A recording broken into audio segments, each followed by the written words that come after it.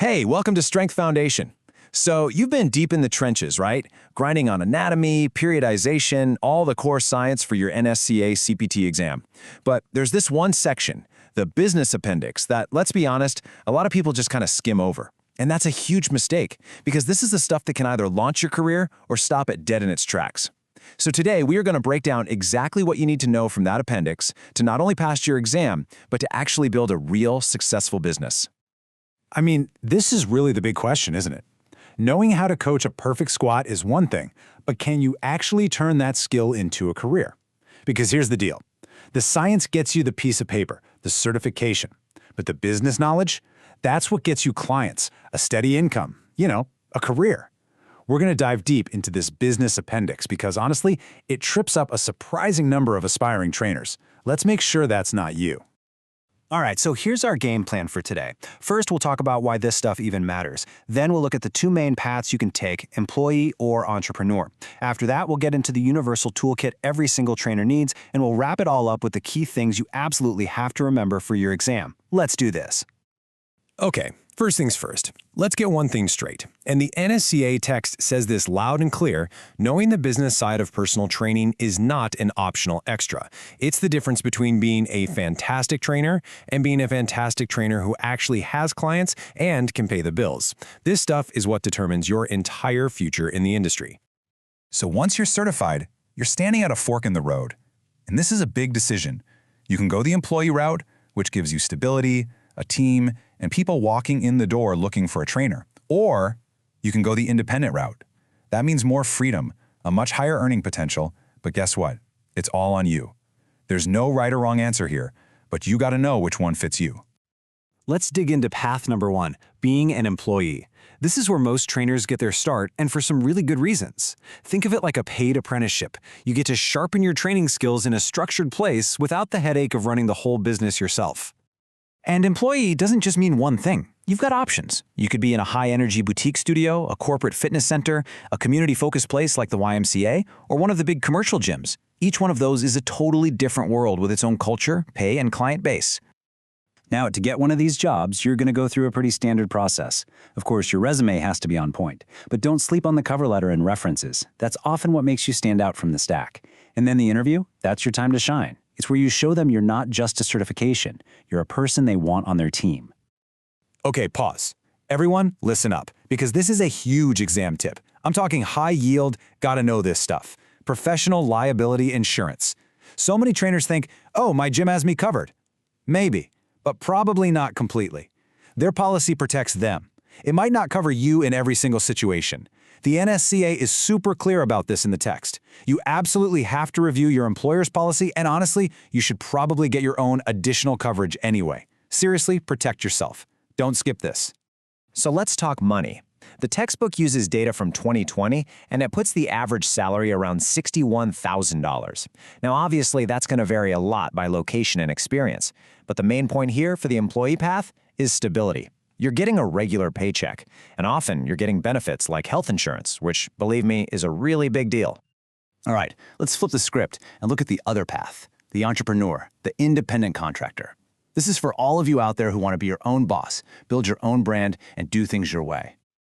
When you go independent, you wear all the hats. You're not just the trainer anymore. Nope. You're also the CEO, the marketing director, the bookkeeper, all of it.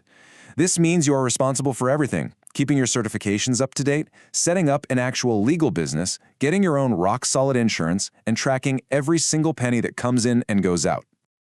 This definition right here is exam gold. The key term is business owner. It doesn't matter if you own a massive gym or you just train clients in their homes. If you are setting your own rates, your own schedule, your own policies, you are an independent contractor. You are the boss.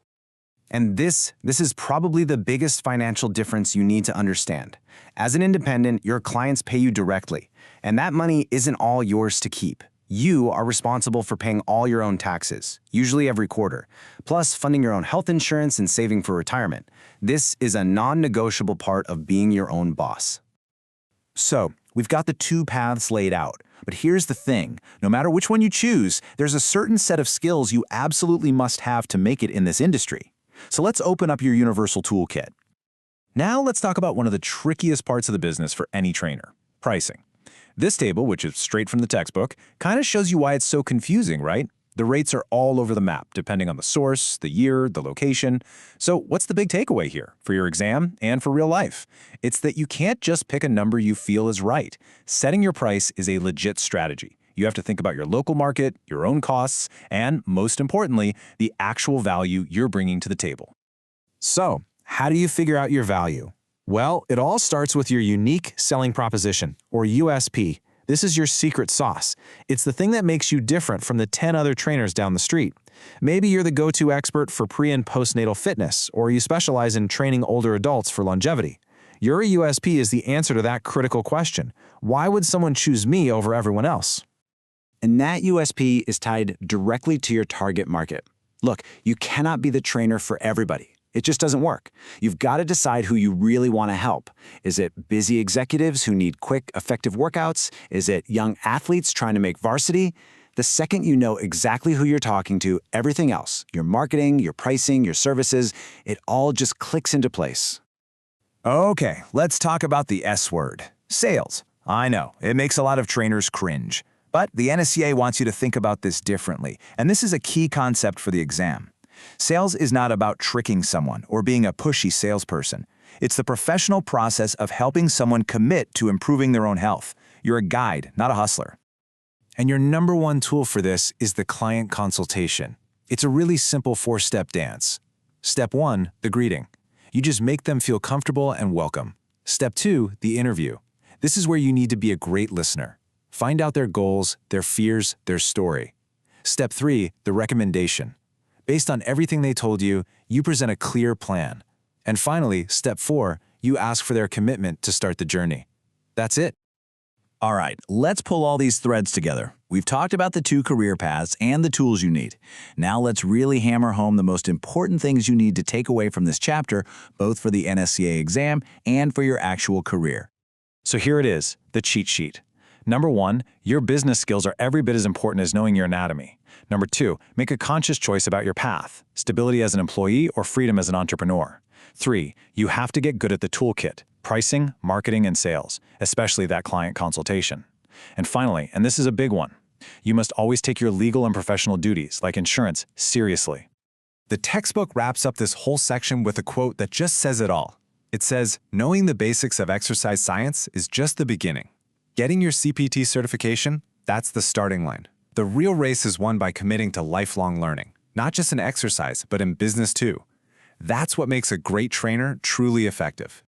And that leaves us with one last question. This one isn't on the test. This one is for you. Now that you understand the 2 sides of the coin, which path are you going to take? What kind of career do you want to build? Your answer to that is going to shape everything that comes next. Thanks for studying with me here at Strength Foundation. Now go out there and crush that exam.